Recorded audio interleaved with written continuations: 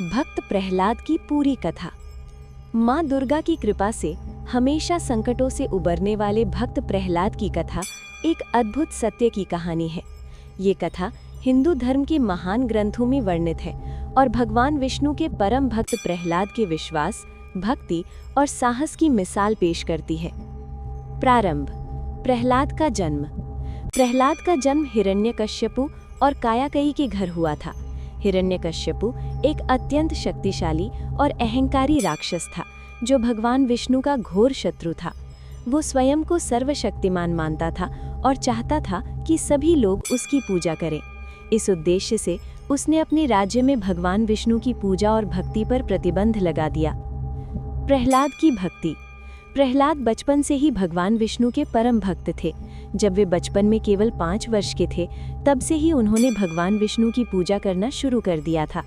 उनका ध्यान हमेशा भगवान विष्णु में लगा रहता था, जिससे उनके पिता हिरण्यकश्यपु को गहरा क्रोध आता था।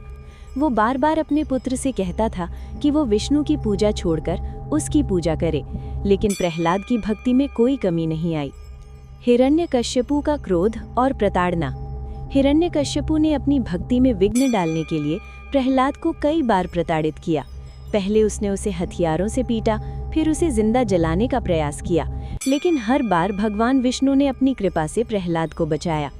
जब वो समझ नहीं पाया तो उसने प्रहलाद को एक खंबे के पास खड़ा करने का आदेश दिया, ये सोचकर कि भगवान विष्णु वहां नहीं होंगे।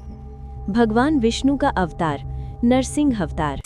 एक दिन हिरण्यकश्यपु ने प्रहलाद से पूछा कि वो भगवान विष्णु को कहाँ देखता है। प्रहलाद ने जवाब दिया, वो हर जगह है, हर स्थान में है, यहाँ तक कि इस खंबे में भी है। ये सुनकर हिरण्यकश्यप को गुस्से में आ गया और उसने खंबे को तोड़ दिया।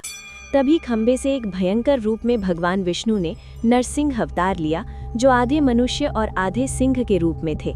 भगवान ने हिरण्यकश्यपु को अपनी लांछना का उत्तर देते हुए अपनी पंजों से उसे मारा। इस प्रकार भगवान विष्णु ने अपने भक्त की रक्षा की और राक्षसों का वध किया। प्रहलाद की भक्ति का फल। भगवान विष्णु ने प्रहलाद की सच्ची भक्ति और विश्वास की सराहना की और उसे अपने आशीर्वाद से आशीर्वादित किया।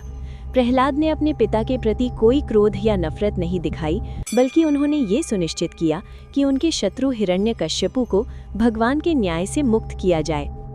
प्रहलाद की ये कथा हमें ये सिखाती है कि सत्य और भक्ति के मार्ग पर चलने वाला व्यक्ति कभी न कभी भगवान की कृपा प्राप्त करता है और कोई भी संकट या कठिनाई उस व्यक्ति की भक्ति को समाप्त नहीं कर सकती।